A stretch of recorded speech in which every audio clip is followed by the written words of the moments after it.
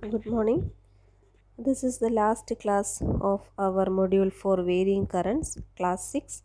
So, in this session, we will learn about sharpness of resonance. In the last class, we have studied about what is electrical resonance, what are the conditions, where some expressions and its application. Now, today we will see what is meant by sharpness of resonance. As already discussed, the current in LCR circuit is given by I is equal to E by root of R square plus omega L minus 1 by omega C the whole square, where E is applied EMF, R is the resistance of the circuit, omega L is inductive reactance, and 1 by omega C is capacitive reactance. Okay, in the last class we have seen that for maximum current we have to obtain omega 0 as 1 by root LC.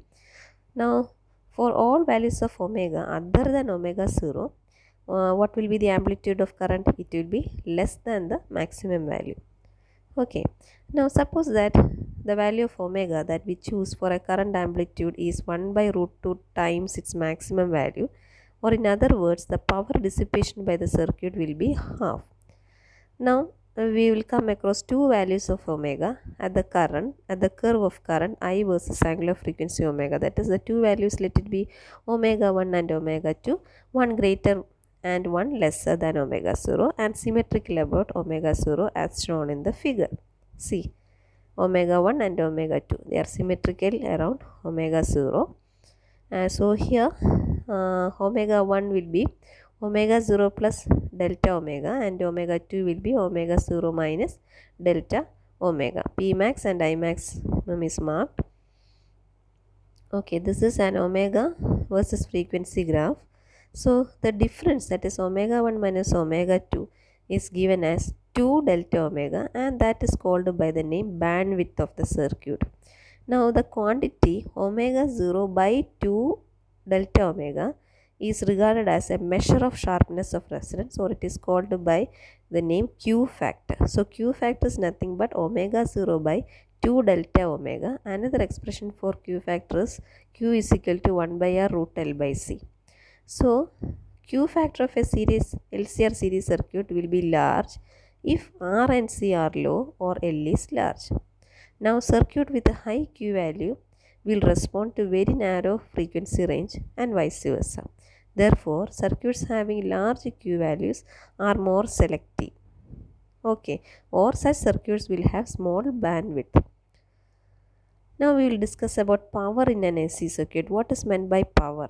Rate of energy dissipation in an electric circuit is called power, or it is a product of voltage and current. And in an AC circuit, power depends on phase difference between voltage and current. We have already seen that the instantaneous EMF and the current are represented by equation E equal to E0 sin omega t. That is instantaneous EMF, and instantaneous current will be I equal to I0 sin omega t plus phi. What is phi? Phase difference between voltage and current. Now instantaneous power will be P instantaneous E into I. Substitute the expressions for E and I as I shown before. E0 sin omega t into I0 sin omega t plus phi. Now we know the trigonometric relation sin A plus B is sin A cos B plus cos A sin B. So apply this here. This here E0 taken here, I0 is also written here, sin omega t is written here. Now just expand this sin omega t plus phi in this form, sin A plus B. So it will be sin omega t cos phi plus cos omega t sin phi. Okay, here E0 I0, the sin omega t, it is taken inside. So this will become sin square omega t, then cos phi plus sin omega t cos omega t sin phi. Okay, so we know sin 2 theta is 2 sin theta cos theta. Then this equation becomes E0 I0 is kept as such, sin square omega t cos phi is also kept as such. This will be written in this form, that is sin omega t cos omega t will be sin 2 omega t by 2, and sin phi is kept as such. Okay, now the average power over a complete AC cycle is P average is equal to half E0 I0 cos phi. Okay, why? Because in the above equation this the average value of sine square omega t is half, whereas the average value sine to omega t is 0. So we are left with only this one. P average will be half E0 I0 cos phi, and this is again written as P average is equal to E0 by root 2 I0 by root 2 cos phi.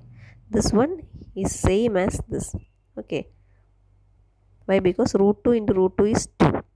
So can also be written like that. So P average will be ERMS into IRMS into cos phi. ERMS is E0 by root 2. IRMS is I0 by root 2. So the expression for P average is ERMS IRMS cos phi. Cos phi is known as power factor of AC circuit. Its value depends upon nature of the circuit. Okay. Now let us see its value when the circuit contain only resistance. In such cases, we know V and I, voltage and current, are in phase. That is, there is no phase angle. Phi will be 0. So when phi is 0, cos phi will be 1. So what will be P average? It will be ERMS IRMS. This because this cos phi will be 1. Okay.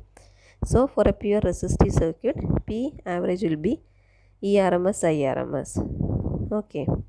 Or I square RMS R or E square RMS by R.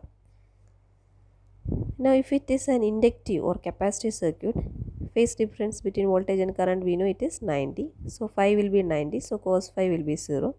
Therefore power dissipation in the circuit will be 0. Thus if resistance in an AC circuit is 0, even though current flows in the circuit, the average power will be 0. That is, there is no energy dissipation in the circuit, and current in such circuit is called wattless current. However, this wattless current is not a reality. Okay, why? Because almost all circuit will have resistance. There is no circuit which is resistanceless. Okay, so that's only an imaginary concept, this wattless current. Now in an LCR circuit, power dissipation is given by, we have already seen it as P average equal to ERMS IRMS cos phi. So the value must depend on power factor. In LCR circuit, if XL is equal to XC, impedance is minimum. We have already discussed about it, and circuit will be purely resistive.